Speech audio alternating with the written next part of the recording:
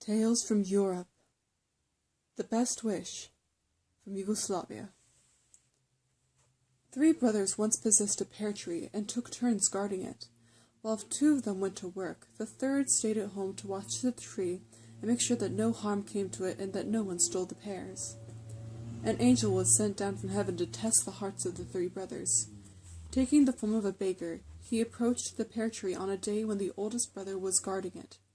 He held out his hand and said, "In heaven's name, brother, give me a ripe pear."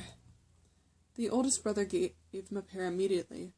"I can give you this one," he said, "because it is mine, but none of the others because they belong to my brothers." The angel thanked him and went away.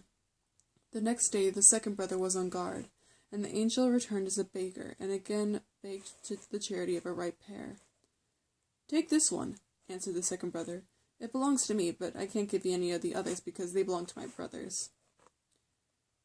The angel thanked the second brother and departed. The third day, when he approached the youngest brother, the boy replied in the same manner.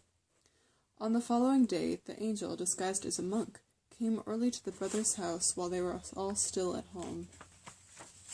"Come with me, my sons," he said, "and perhaps I can find you something better to do than to guard a single pear tree."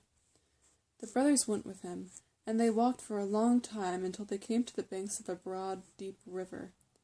The angel spoke to the oldest brother.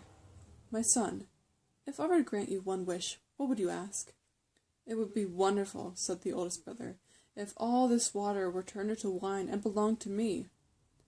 The angel lifted his staff and made the sign of the cross, and at once the broad river became wine from great wine presses. Men were filling a large number of casks and rolling them about. A huge industry appeared, with shed, storehouses, wagons, and men running back and forth busily and addressing the oldest brother respectfully as master. "You have your wish," said the angel, "but do not forget God's poor, now that you are rich." They left the oldest brother busy with his wine and traveled on until they came to a great field where flocks of pigeons were feeding. "If I were to grant you one wish," said the angel to the second brother, "what would you ask for?" "It would be marvelous," replied the second brother, "if all the pigeons in this field were turned into sheep and belonged to me." The angel lifted his staff, made the sign of the cross, and immediately the field was covered with sheep, and there were sheds and houses. Women were milking the ewes and skimming the milk and making cheeses. There were men preparing meat for the market, and other men cleaning wool. All of them, as they hurried up and down, respectfully called the second brother master. "There is your wish," said the angel, "but now that you are prosperous, do not forget God's poor." Then he and the youngest brother journeyed on. "Now, my son," said the angel, "you may make one wish too." The youngest brother said quietly, "There is only one thing I pray heaven for, father, and that is a truly pious wife."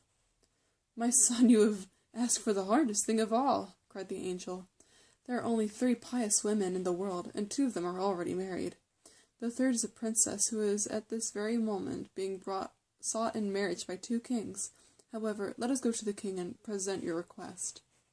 So they trudged along to the city where the princess lived and entered the palace, looking shabby and stained by travel. The king granted them an audience, and when they told their mission, he exclaimed, "How can I decide? 2 kings, and now this youth all ask for my daughter's hand the same day. Oh, what shall I do?" "Let heaven decide," said the angel. "Of course," replied the king, but how?" "In this manner. Cut 3 branches of grapevine, and let the princess mark each branch with the name of a different suitor. Then let her plant the 3 branches in the garden tonight. Tomorrow you must give her in marriage to the man whose branch has blossomed during the night, and by morning is covered with ripe clusters of grapes." "This is an excellent idea," declared the king. The princess and the suitors agreed to it. The princess named and planted the 3 branches. In the morning 2 of the branches were withered and bare, but the third was covered with green leaves and ripe clusters of grapes, and the name on the blossoming branch was that of the youngest brother. The king accepted heaven's ruling without question, led his daughter to the church, and had her married to the strange young man. Then he sent them off with his blessing, and the angel led the young couple to a forest and left them there. After a year had passed, the angel was sent back to earth to see how the three brothers were getting along. Again assuming the garments of a beggar, he went to the oldest brother, who was busy among his vines and his wine presses. "Please give a poor old man a cup of wine," begged the angel. "Get out, you old rascal," shouted the oldest brother in a rage. "If I gave a cup of wine to every beggar who came along, I'd soon be a beggar myself. Off with you."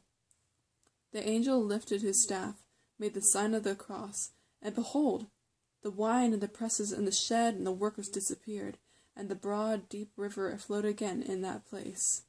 "In your prosperity you have forgotten God's poor," said the angel severely. "Go back to your pear tree." And he went on to find the second brother, who was busy in his dairy. "Pray give a poor man a morsel of cheese," begged the angel. "Be off with you, or I'll call the dogs," shouted the second brother.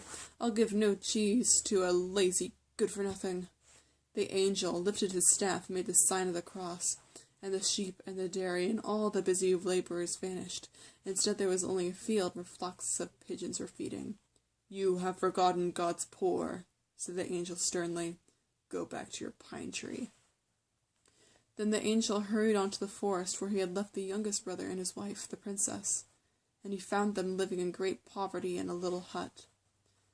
"God be with you," said the angel, still disguised as an old beggar. "In God's name, give me a little supper and shelter for the night." "We are very poor ourselves, but come in," said the youngest brother. "You are welcome to share what we have." The youngest brother and the princess made the old beggar comfortable by the fire, and the wife set 3 places for the evening meal. They were so poor that the loaf baking in the oven was not made of flour at all, but of pounded bark, which the youngest brother had gathered from the trees. "I am ashamed," murmured the wife, "that we have no real bread to offer you, our guest." "I really need very little," answered the angel, smiling. But when she opened the oven, there was a browned loaf of wheaten bread, and she cried, "God be praised!" and wept with surprise and delight. She drew a pitcher of water at the spring, but when she began pouring it into the cups, it had changed into sweet wine, and the youngest brother was as overjoyed as she. And the angel said, "In your happiness, you have not forgotten God's poor, and God will reward you." He raised his staff, made the sign of the cross, and the poor little hut disappeared. In its place arose a marvelous palace filled with riches and beautiful things. Many servants passed to and fro and addressed the younger brother as "my lord," and his wife as "my lady." And the old beggar arose with a smile and blessed them. "God gives you these riches," he said, "and they will be yours as long as you share them with others. Bless you, and farewell, my children." And the angel returned to heaven to report on the goodness of the youngest brother's heart, while the youngest brother and his dear wife lived in great honor and love.